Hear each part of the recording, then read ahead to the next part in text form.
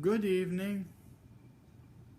This evening there's a short piece in there from Swami Rama, guess who? Swami Rama, on ego. This ought to be fun, huh? None of us have any ego things, do we? Ego. A person walking on the path of self-transformation should be aware of the dangers of egoism. Even while practicing the great virtues of truthfulness and nonviolence, a person can feed the ego. The ego related to the realm of spirituality is more subtle and injurious than the ego related to one's worldly success. During the period of seeking, the student may become too intellectual, ignoring sahaja bhava, spontaneous intuition. Conversely, he may become too emotional, ignoring reason. An emotional trip is as dangerous as an intellectual trip. Each feeds the ego. A person becomes a slave to his ego when he thinks of selfish gains. A selfish person dwells in a state of doubt, since his conscience constantly reminds him of his wrong attitude. On the one hand, he is pulled by his selfish desires, and on the other, he is alarmed by his inner voice. He is torn apart by these two forces. Do not ever condemn yourself in any way. Learn to appreciate and admire yourself, but see that you do not feed your ego. It is the arch enemy on the path, though it can be polished with some effort. Acknowledge your weak points, let the power of discrimination counsel your ego, and make a strong resolution to overcome your weaknesses. While working on the removal of weaknesses, you have to be very vigilant. Ego does not want its weaknesses exposed. The more you hide your weaknesses, the more they grow. Remind yourself that you are on the path of inner purification and self-discovery. It requires great courage. Stand firm during this internal battle and support your Atman, even at the cost of dismounting the ego and all its retinue. A human being is miserable if he fails to unfold and use his inner potentials. In order to unfold his inner potentials, he must purify the ego or surrender it to the higher reality.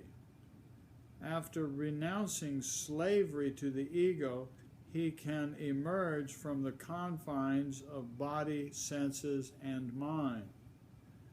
Only a profound method of meditation can help to purify the ego. A purified ego does not create barriers.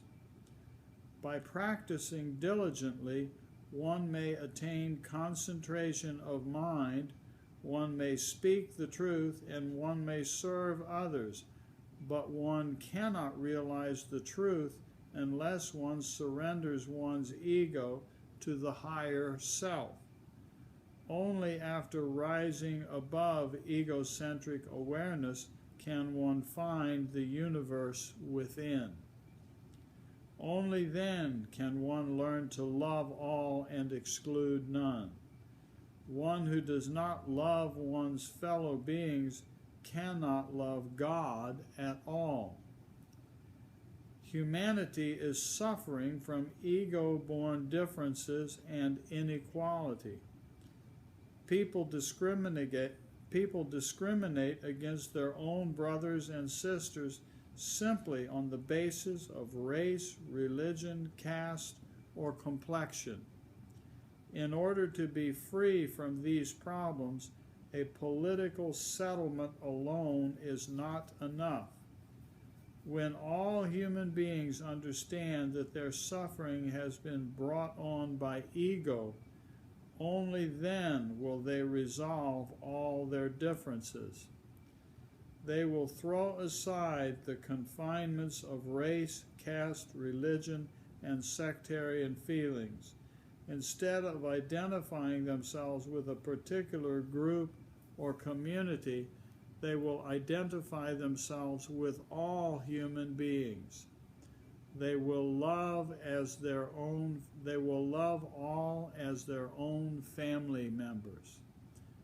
The ego is very useful in helping you to function in the world, but it's not very useful as far as deeper happiness is concerned. The ego is that which separates you from the reality, from the truth, from the ultimate source. The most important step towards self-transformation is to shed one's ego, to surrender it to the higher reality, and thereby attain the light of discrimination and pure faith. Once ego surrenders itself to the higher truth, you have attained victory, and spiritual illumination is yours. Soon after the victory over ego, all other virtues such as humility, love, selflessness, compassion, and kindness spontaneously unfold. These virtues are prerequisites for self-transformation. When these virtues blossom, a human being becomes a saint. These saintly qualities send a silent invitation to the Lord of life. Ego. Food for thought, isn't it? Pretty inspiring reminders, aren't they? Thank you for visiting. Thank you for listening. I hope you find something in that serves you well, that serves your ego well, and helps you reveal the self that is beyond that. Okay? Thank you for visiting. Have a wonderful, wonderful next meditation, okay? And remember, follow the Om to the silence. There is Om Tat Sat. Om Tat Sat. Bye-bye.